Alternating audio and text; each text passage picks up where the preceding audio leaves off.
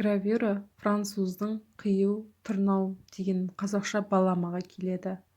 Гравюра Қытайда шамамен 4 ғасырда пайда болып, батыс Еуропада 13-14 ғасырда шығып, 16 ғасырда кемеліне жетті.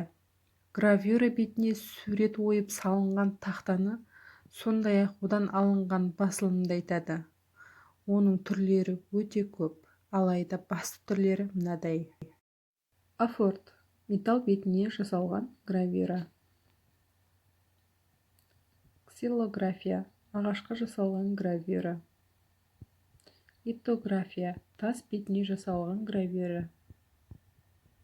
Линогравюра – линолеум бетіне жасалған гравюра.